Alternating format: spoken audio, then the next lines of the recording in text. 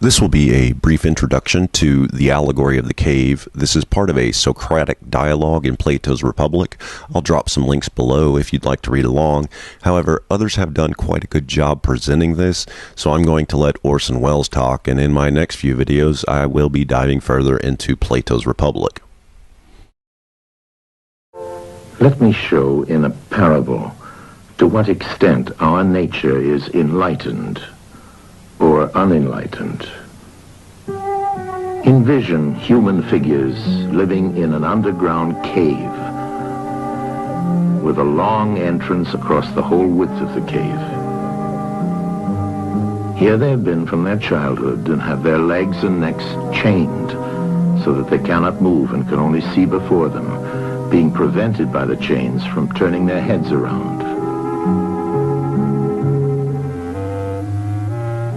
Above and behind them, a fire is blazing at a distance. They see only their own shadows, which the fire throws on the opposite wall of the cave. For how could they see anything but the shadows if they were never allowed to move their heads?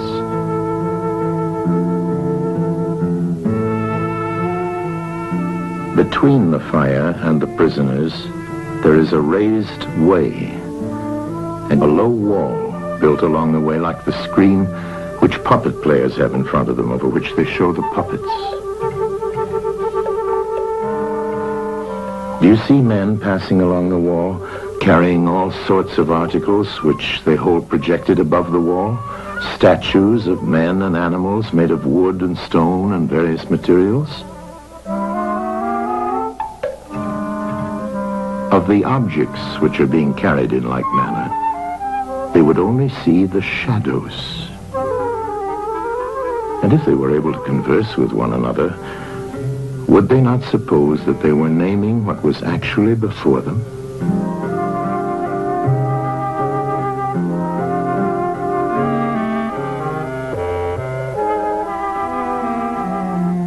And suppose further that there was an echo which came from the wall.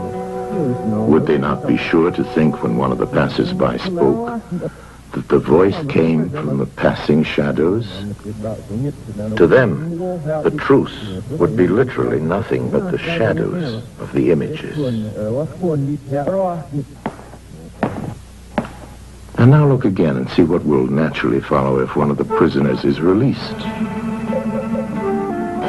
At first, when he is liberated and compelled suddenly to stand up and turn his head round and look towards the light, all this would hurt him, and he would be much too dazzled to see distinctly those things whose shadows he had seen before. And then conceive someone saying to him that what he saw before was an illusion, but that now, when he's approaching nearer to reality and his eyes turn toward more real existence, he has a clearer vision. What will be his reply? And you may further imagine that his instructor is pointing to the objects as they pass and requiring him to name them. Will he not be perplexed? Will he not think that the shadows which he formerly saw are truer than the objects which are now shown to him? And suppose once more that he is reluctantly dragged up a steep and rugged ascent and held fast until he is forced into the presence of the sun himself. When he approaches the light, his eyes will be dazzled, and he will not be able to see anything at all of what are now called realities. He will require to grow accustomed to the sight of the upper world.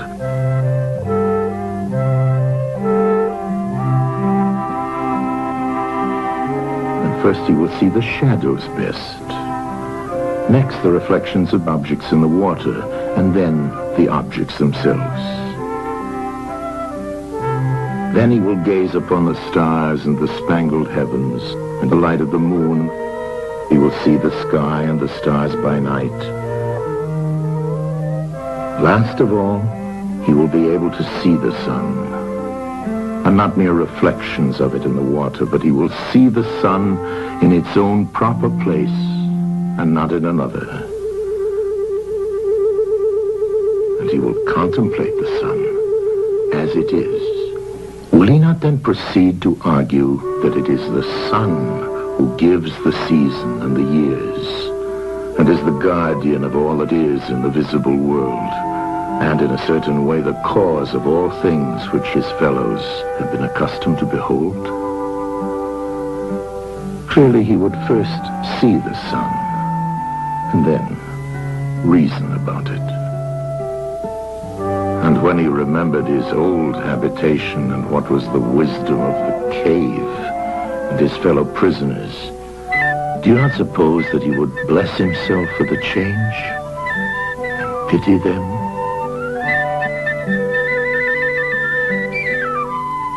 And if they were in the habit of conferring honors among themselves on those who were the quickest to observe the passing shadows, and to remark which of them went before and which followed after, and which were together, and who were therefore best able to draw conclusions as to the future,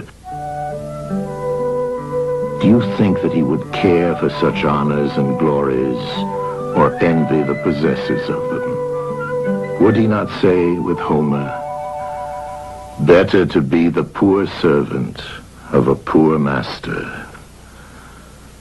and to endure anything rather than think as they do and live after their manner"? Imagine once more such a one coming suddenly out of the sun to be replaced in his old situation. Would he not be certain to have his eyes full of darkness?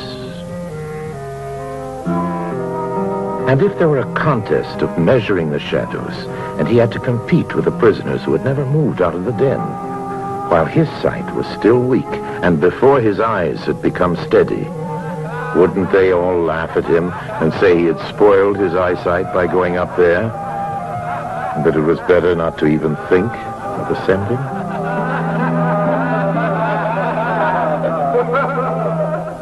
And if anyone tried to release another and lead him up to the light, let them only catch the offender, and they would put him to death.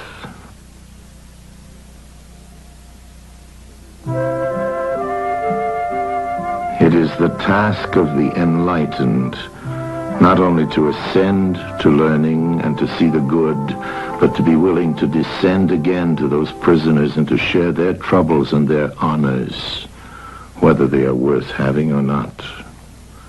And this they must do, even with the prospect of death. They shall give of their help to one another, wherever each class is able to help the community.